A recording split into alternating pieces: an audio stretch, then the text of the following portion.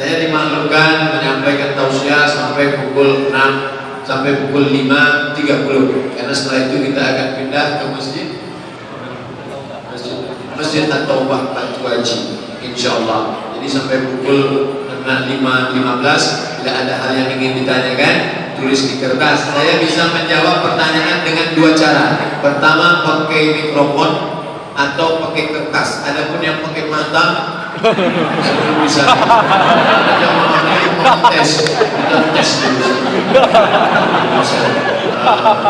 Biasanya ceramahnya sama tanya jawabnya nggak begitu lama. Yang lama ini foto-fotonya biasanya. Itu yang dapat saya sampaikan. Ini ada satu kertas. Disebutkan bahwa ulama pewaris Nabi, namun di akhir zaman yang penuh dengan fitnah dan firqah serta aliran, ulama seperti apa yang harus dimanut dan harus diikuti itu Pak Ustaz? Iftaraqatil yahud ala 21. Terpecah orang Yahudi menjadi 71 kelompok. Waftaraqatin nasara ala 72 firqah. Terpecahnya Nasrani menjadi 72 firqah. Waftaraqat ummati ala 73 firqah. Terpecah umatku menjadi 73 firqah. Hadis itu hadis sahih. Ya Rasulullah, berapa yang selamat? Kulluhum finnar, semuanya masuk neraka kecuali satu saja, al-firqah an-najiyah, yang selamat. Sifat mereka bagaimana ya Rasulullah? Rasul menjawab dengan satu jawaban, ma ana alaihi wa ashabi. Mereka menempuh jalan yang ditempuh oleh aku dan sahabat-sahabat. Sampai hari ini akul yakin, ainul yakin, ilmul yakin, dengan penuh keyakinan, sebenar-benar keyakinan kita berada di jalan yang ditempuh oleh Nabi dan sahabat Nabi. Tadi kita sholat subuh berjamaah, zuhur berjamaah, asar berjamaah, berbagi, bersedekah, berinfak, tak keluar dari 5 rukun Islam: bersyahadat, sholat, zakat, puasa, haji. 6 masih kita yakini beriman kepada Allah wa malaikatihi wa kutubihi wa rusulihi wal yawmil akhir wa bi qadri khairihi wa syarrihi. Majelis Ulama Indonesia menetapkan kelompok yang keluar dari Ahlussunnah wal Jamaah, ciri-cirinya salah satunya adalah mengingkari, mengotak-atik, mengobok-obok salah satu dari rukun iman dan rukun Islam. Selama ustaz itu masih berpegang kepada Ahlussunnah wal Jamaah, rukun iman, rukun Islam, tak dia ingkari, tak dia otak-atik, tidak dia preteli, tetap dia amalkan, ikuti dia apapun ormasnya. Hukma sofa, da'ma kadar, ambil yang jernih, buang yang keruh. Terlalu banyak persamaan kita, jangan dipecah oleh khilafiyah, perbedaan-perbedaan, sedikit-sedikit perbedaan, sedikit-sedikit perbedaan, sedikit-sedikit perbedaan, padahal perbedaan kita hanya sedikit.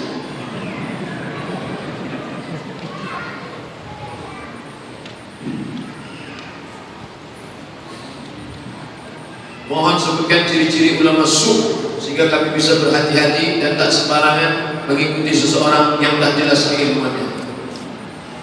Imam Abu Hamid Al-Ghazali, populer dengan nama Imam Al-Ghazali. Ada juga menyebut Imam Al-Ghazali, Ghazali, dua-duanya betul. Meninggal tahun 505 Hijrah. Masehinya mudah ingatnya 1111, 505. Nama kitabnya Ihya Ulumuddin. Di situ dia membahas panjang lebar tentang ulama su'. Ihya Ulumuddin sudah diterjemahkan ke bahasa Indonesia. Di antara cirinya adalah menjual fatwa agama untuk kepentingan dunia berdasarkan hadis Nabi SAW. Man talaba ilman, siapa yang mencari ilmu, mimma yurtawa bihi wajhullah, yang semestinya untuk mencari ridha Allah, tapi kemudian dia cari untuk liumani bihi ulama, liujari bihi sufaha, untuk membanggakan diri di tengah orang jahil, untuk menyombongkan diri pada ulama, lam yajid irfal jannah, maka dia tidak akan mencium bau surga. Kita tengok, ada yang memperjuangkan agama Allah, ada yang menolong orang susah, tapi ada yang bernostalgia dengan kezaliman.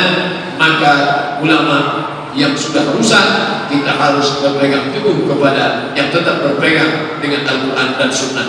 Kalau kalian umur panjang nanti, kata Nabi, kalian akan melihat berbagai macam perpecahan di atas muka bumi ini.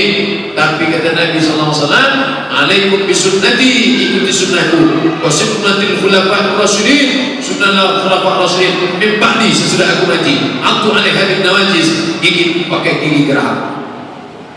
Ustaz, aliran LDII itu seperti apa? Dulu namanya Darul Islam, lalu berubah menjadi Islam Sejati, lalu berubah menjadi Lengkari, lalu berubah menjadi LDII. Isinya itu saja. Di antara yang dituduhkan kepada mereka adalah bahwa mereka meyakini di luar mereka itu berarti kafir, najis. Berdasarkan ayat Quran, innamal musyrikuna najasun, orang musyrik itu najis. Makanya muncul isu di tengah masyarakat, kalau kita bertamu ke rumah mereka, nanti bekas tempat duduk kita akan dipelnya, karena kita dianggapnya seperti najis, seperti anjing babi, seperti kotoran. Nah sekarang mereka sudah mengaku ke Majelis Ulama Indonesia bahwa kami ini sudah tobat. LDII di bawah pengawasan pembinaan MUI, itu tertulis Lembaga Dakwah Islam Indonesia di bawah pengawasan MUI. Betul apa tidak? Wallahu a'lam bishawab. Yang penting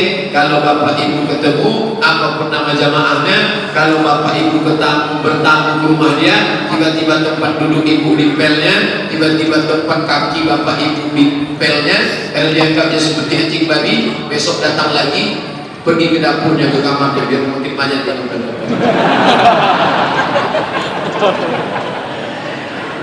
Kenapa banyak jamaah ketika sholat memijak kaki kita? Kenapa jamaah ketika sholat banyak memijak kaki kita? Dia bukan memijak, dia mau merapatkan, karena di antara celah-celah di situ ada setan. Qadamun bi qadamin, kaki rapat dengan kaki. Mangkibun bimangkibin, bahu rapat dengan bahu.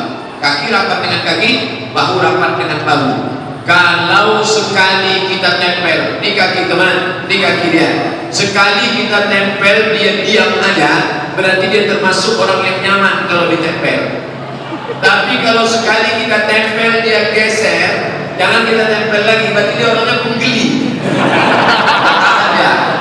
Saya termasuk orang yang nyaman. Kalau saya sedang sholat, ada orang nempel kaki saya diam aja, karena saya tahu dia sedang menjalankan syariat agama Islam.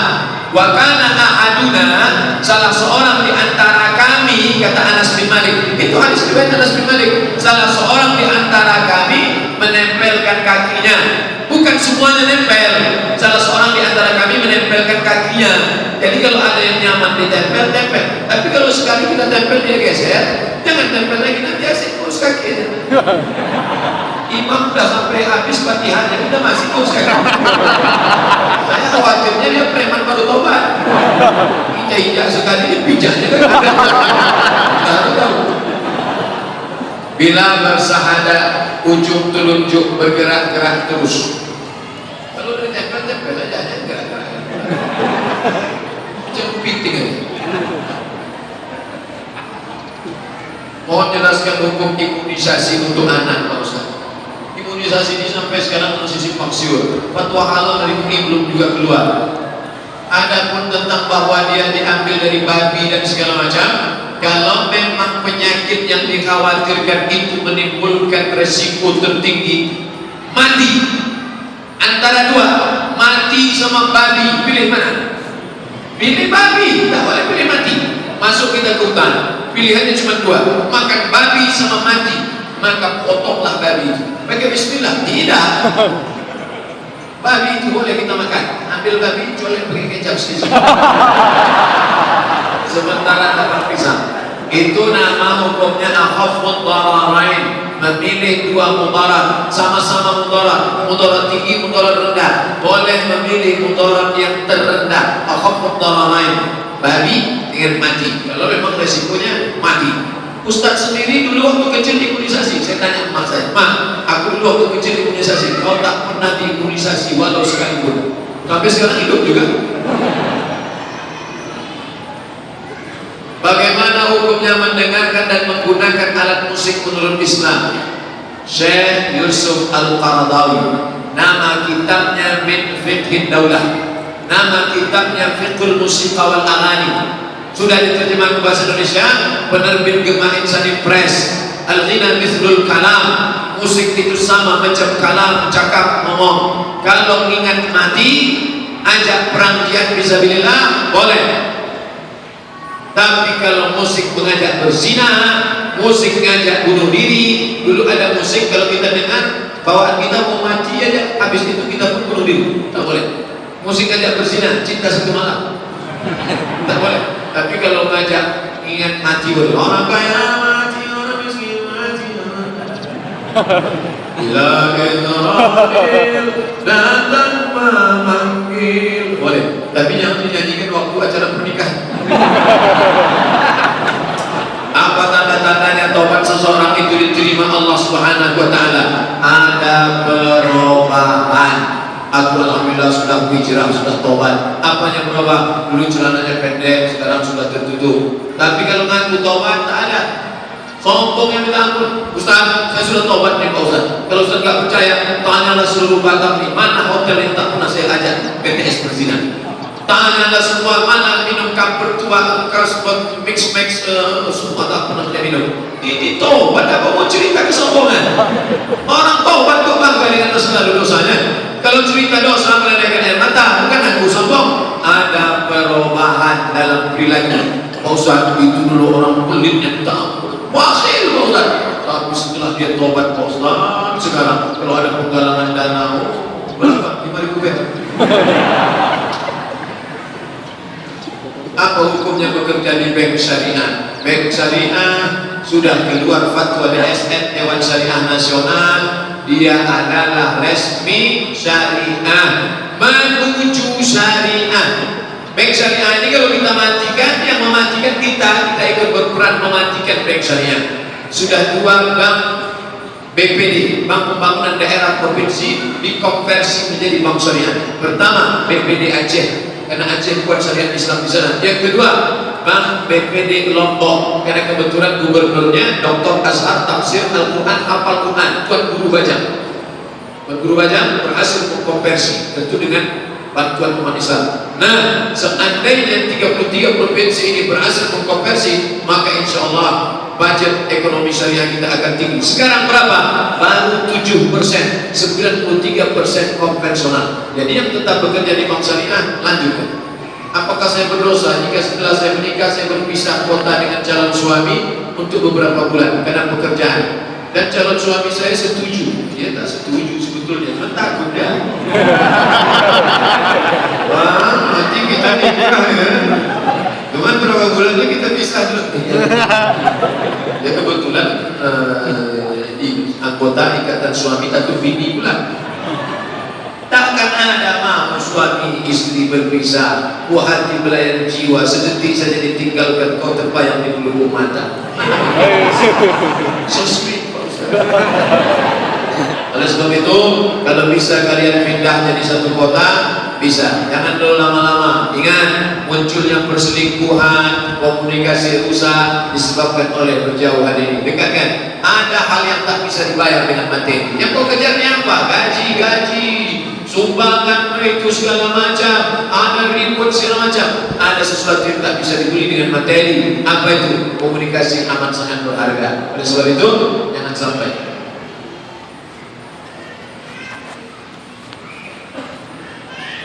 Benarkah 10 hari awal Zulhijjah lebih baik daripada 10 awal Ramadan? Berdosakah orang yang kotor rambut dan kuku? Benarkah 10 hari awal Zulhijjah lebih baik daripada 10 awal Ramadan? Ma min ayamin, tidak ada hari al-amalus salihu fihinna ahabbu ila Allah, beramal salih pada hari itu lebih dicintai Allah min hadhil ayyamil ashri, melebihi 10 hari ini. Ini hadis yang mengatakan tak ada amal yang lebih baik daripada ini. Hadis Nabi, bukan saya yang buat. Walal jihad fisabilillah. Bagaimana dengan jihad fisabilillah? Walal jihad fisabilillah. Jihad pun tak bisa mengalahkan ini. Dan hari ini 1 Zulhijjah. Rabu, Kamis, Jumat, Sabtu, Ahad, Senin, Selasa, Rabu, Kamis, Jumat. Ibu yang hari ini sudah puasa, mantap. Bapak yang hari ini puasa, mantap. Ustaz puasa apa tidak? Tidak. Ustaz yang ngajak puasa, kenapa tak puasa? Saya musafir. Oleh sebab itu maka bagi yang bisa puasa, puasa. Mana dalilnya puasa 9 hari? karena Rasulullah SAW yasumu tis'an dzil hijjah, hadis riwayat Ahmad bin Hanbal, hadis sahih. Yang mau puasa, kami tak sanggup puasa Pak Ustaz, terlalu tinggi, berbanyak sholat sunan. Sholat sunan gak bisa Pak Ustaz, asal Quran, baca Quran banyak-banyak. Baca Quran pun tak bisa Pak Ustaz, banyak-banyak zikir. Zikir pun tak bisa Pak Ustaz, mati aja. Berdosakah orang yang potong rambut dan kuku bagi yang niat kurban? Idza ra'aitum hilala dzil hijjah, kalau kalian melihat 1 Zulhijjah, 1 Zulhijjah kemarin sore, nampaknya sudah anak bulan 1 Zulhijjah, wa arada ahadukum an yudhi, kalian mau berkurban, falyumsik an sya'rihi wa azfarihi, jangan potong kuku, jangan potong kumis, jangan potong jenggot, jangan potong rambut. Hukumnya sunnah, wajib, sunat muakkad. Apa hukum tidak potong kuku, tidak potong kumis, tidak potong jenggot, tidak potong rambut sejak kemarin sore sampai nanti tanggal 1 Zulhijjah? Setelah potong kambing, baru potong kumis, potong jenggot, potong kuku. Hukumnya sunnah, bagus, baik. Kalau ada yang potong kuku, kalau ada yang potong kumis, tidak apa-apa, kurbannya tetap sah. Beli buku Fikih Islam Sulaiman Rashid, simple, kecil, cetakan bulan bintang, 40.000. Kalau harga naik saya tak tanggung jawab. Fikih Islam Sulaiman Rashid, tamat dari Al-Azhar 1935 Masehi, sudah tamat Al-Azhar. Fikih Islam Sulaiman Rashid, fikih dasar, biar tahu mana halal, mana haram, mana makruh, mana mubah, mana wajib, mana sunat muakkad. Bagus. Bagaimana sejarah Islam pembagian harta gono gini untuk suami istri yang bercerai? Nikah tahun berapa? Tahun 2000. Tahun 2000. Cerai tahun berapa? 2017. Selama 17 tahun ini, maka dianggap mereka 2 orang yang berpartner, bekerja sama dalam sebuah usaha. Maka segala pendapatan dari 2017, dari 2000 sampai 2017 dibagi 2. Inikah hukum fikih Islam? Bukan. Ini KHI, kompilasi hukum Islam Indonesia. Dianggap suami istri berpartner, bekerja sama segala usahanya, karena si istri di rumah mengurus keluarga, suami mencari nafkah, maka segala penghasilannya selama 17 tahun dibagi 2. Namanya gono gini. Apa arti gono gini? Kau gono, aku begini. Tapi kalau maulah dibagi 2, Pak Ustaz, nggak bisa. Karena kalau si suami tak membagi 2, dia akan dituntut nanti di pengadilan. Ormas mana yang harus diikuti jika berbeda penentuan hari raya? Ati'u Allah, taat kepada Allah, wa ati'ur Rasul, taat kepada Rasul, wa ulil amri minkum. Siapa ulil amri? Ulama. Siapa ulama Indonesia? Majelis Ulama. Majelis Ulama ada komisi fatwa. Ambil fatwa komisi fatwa. Ustaz selama ini ikut mana? Saya ikut komisi fatwa. Kenapa Ustaz ikut komisi fatwa? Karena saya anggota komisi fatwa. Saya anggota komisi fatwa Majelis Ulama Indonesia Provinsi Riau. Saya ingin bertanya, batasan aurat wanita muslim apakah sama di hadapan wanita muslim dan wanita non-muslim? Tak sama. Kenapa? Karena si non-muslim akan menengok aurat si muslimah. Dia pulang ke rumah, diceritakannya ke suaminya, tadi kulihat ibu anu pak, kulitnya begini, wajahnya begini, maka tutup aurat. Kenapa? Ya kan kami sama-sama perempuan, betul, tapi kita tak yakin dengan amanahnya. Ustaz suuzon, masa dia ke amanah? Sedangkan amanah kepada Tuhan saja dia berkhianat, apalagi amanah kepada sama manusia. Maka jangan bukakan auratmu kepada non-muslim. Kenapa? Karena dikhawatirkan dia akan bercerita kepada kawan, sahabat, suaminya, adiknya, dan yang lain. Ustaz tolong dijelaskan masalah sholat, karena banyak dari saudara di sini kalau sholat masih putus-putus. Apakah sah sembahyangnya kalau dikasih tahu, dipelototin? Luruskan, apa benar? Imam tidak angkat takbiratul ihram sebelum dia tengok sholat. Sawus subuh, luruskan sholat. Fa inna tasfiyatas subuh min tamamis sholat. Luruskan sholat bagian dari kesempurnaan sholat. Qadamun bi qadamin, kaki rapat dengan kaki. Mangkibun bi mangkibin, bahu rapat dengan bahu. Ini ujung sholat, ini arah kiblat, ini tepi sholat. Semua tumit di ujung sholat. Tumit, semua tumit di ujung sholat. Tumit. Dan yang rata itu tumitnya. Ada pun ujung kakinya tergantung ujung kaki masing-masing. Kalau kakinya panjang, ya panjang lah. Rapat dengan bahu. Saddul halal, tutup celah. Kalau dia ditempel, dia aja tempel. Tapi kalau dia ketika ditempel agak miring sedikit, agak geser sedikit, agak rapat aja, jangan sampai menempel dekat. Dah. Setelah itu imam tengok, tak perlu pula imam sampai berjalan ke belakang. Karena ada satu mahasiswa dari Libya, waktu kuliah dulu, mahasiswa dari Libya ditengoknya ke belakang. Ada satu mahasiswa Afrika, karena lama betul maju dia ke depan. Allah. Pendeta tak berdarah. Saya seorang anak yang dikandung di luar nikah. Dulu ibu saya pernah berniat untuk menggugurkan saya. Apakah ibu yang demikian doa atau sumpahnya itu mustajab atau tidak Pak Ustaz? Karena terkadang saya berdebat dengan ibu saya dan kadang mencaci maki saya. Mohon nasihatnya Pak Ustaz. Masalah ibumu berdosa, masalah cakapnya kasar, masalah yang melawan Allah, itu urusan dia dengan Allah Subhanahu wa Ta'ala. Tapi bahwa kau pernah menumpang di perutnya 9 bulan 10 hari, bahwa dia melahirkan engkau meregang nyawa, bahwa dia membesarkan engkau, menyusukan engkau 2 tahun, sesuatu yang tak dapat kau pungkiri. Mungkin perbuatannya itu karena dia stres tertekan, mungkin dia menghadapi musibah hidupnya lalu berpengaruh. Itu urusannya kepada Allah. Jangan kau lawan. Jurus menghadapi orang tua, diam.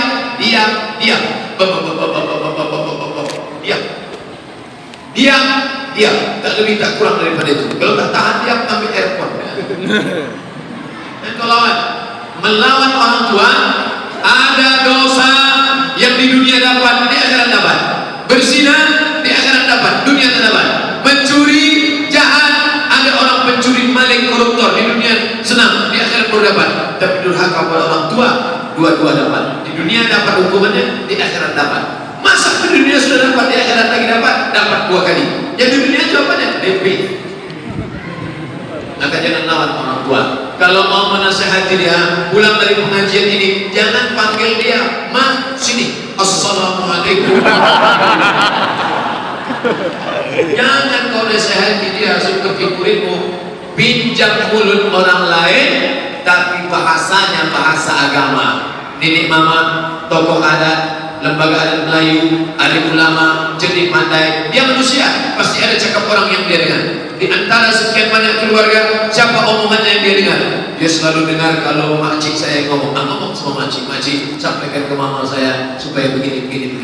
Kita yang punya bahasa, tapi disampaikan mulut orang lain, tujuannya tercapai, insya Allah. Jangan lupa, hati ibunda itu antara jari jemari Allah. Qalbul mu'min baina asabi'ir rahman. Mintakan kepada Allah, ya muqallibal qulub, wahai engkau yang membolak-balikkan hati, kokohkan hatinya, lembutkan hatinya ya Allah. Kalau engkau maha kuasa, kalau engkau maha perkasa, tunjukkan kuasamu ya Allah. Ini kita minta kepada Allah SWT. Pak Ustaz, bagaimana tanggapan Ustaz tentang pembelian barang dengan cara kredit? Uang dengan uang riba, haram. Pinjam duit 1 juta, bayar 1.200.000, haram. Uang dengan barang tidak riba. Zaman Nabi, sahabat membeli budak tidak cash, sahabat membeli gandum tidak cash. Tulisan saya tentang ini lengkap, cari www.google.com, tulis di search Somad Morocco spasi kredit, SOMADMOROCCO spasi kredit, enter, dapat, download, share, kasih ke kawan-kawan. Sudah saya download kok nggak dapat Pak Ustaz, paket ada.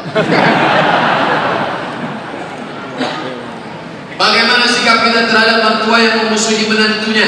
Cari orang lain yang kira-kira omongannya didengar mertua. Mertua kamu ini paling ngefans sama siapa? Dia paling ngefans sama Ustaz Khalid Basalamah. Bawakan dia ke pengajian.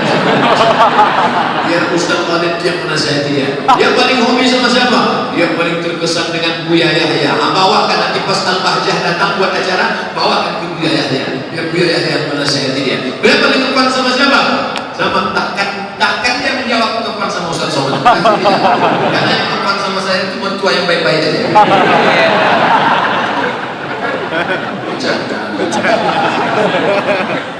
Zaman sekarang kita merasa pemerintah penguasa menzolimi ulama dan ormas-ormas Islam. Bagaimana kita menyikapinya Pak Ustaz? Atiullah, taat kepada Allah, wa atiur Rasul, taat kepada Rasul, wa ulil amri minkum, taat kepada pemimpin. Pemimpin yang mana? Ayat sebelumnya baca. Makanya ayat Quran yang dipotong.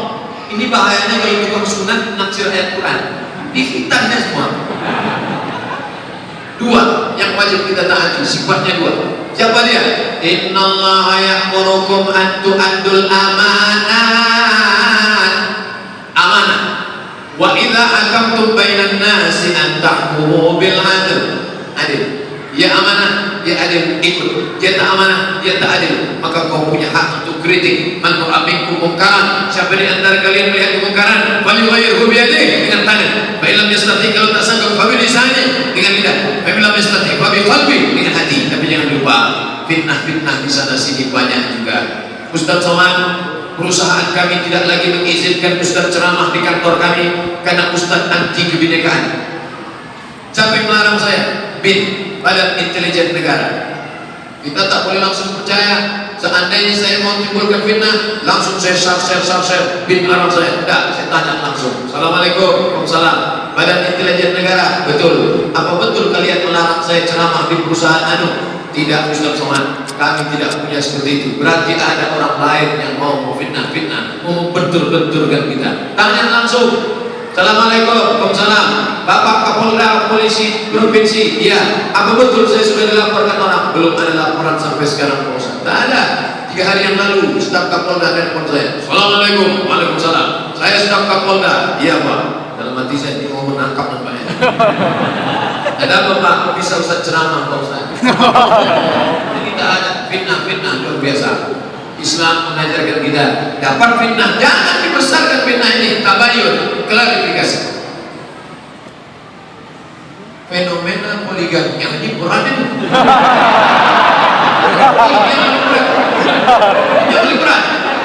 Tadi saya baru makan di bebek bakar batu. Jadi kata yang punya bebek bakar batu, Ustaz Somad, kalau ada laki-laki yang sehat tapi tidak poligami, itu khitannya mubazir.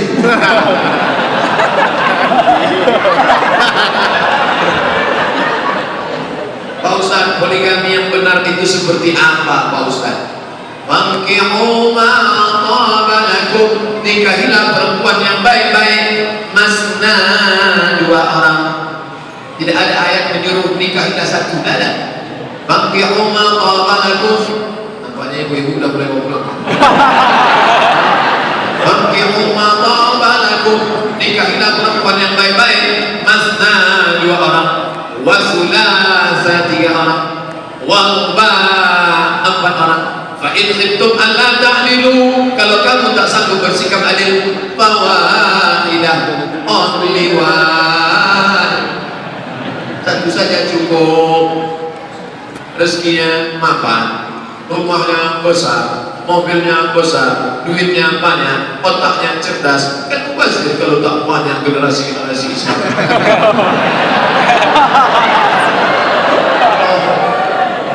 Oh Bunda, iya Pak.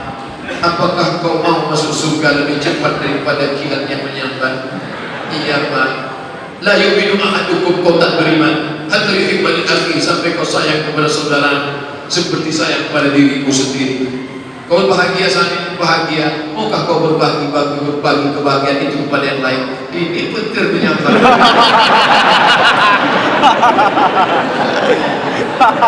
Tuntas terakhir, semoga Ustaz selalu ada dalam lindungan Allah SWT. Amin. Begitu khawatirnya jamaah bahwa ibu-ibu akan marah mendengar pertanyaan. Semoga Ustaz dalam lindungan Allah.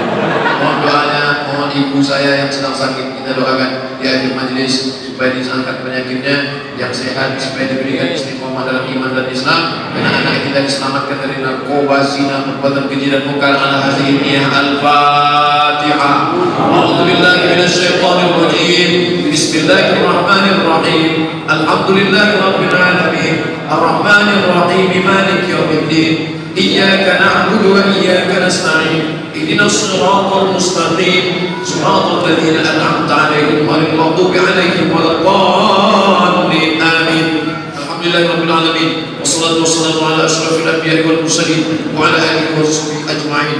La tad'alna dhanban illa ghafartah. Segala dosa kami ampunkan ya Allah. Wa la aiban illa satartah. Segala aib cacat kami tutupi ya Allah. Wa la musafiran illa wasaltah. Saudara kami yang musafir sampaikan ke tujuannya ya Allah. Wa la maridan illa syafaitah. Saudara kami yang sakit angkat penyakitnya ya Allah.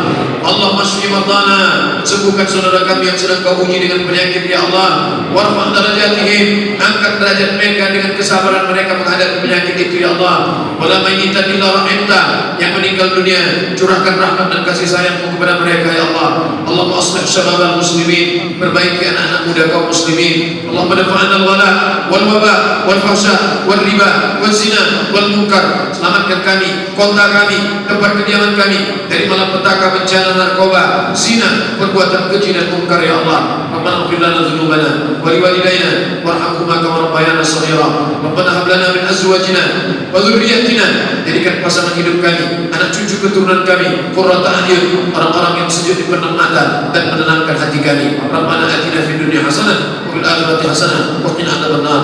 Wa sallallahu ala sayyidina Muhammadin wa ala alihi wa sahbihi wa sallam. Walhamdulillahi rabbil alamin.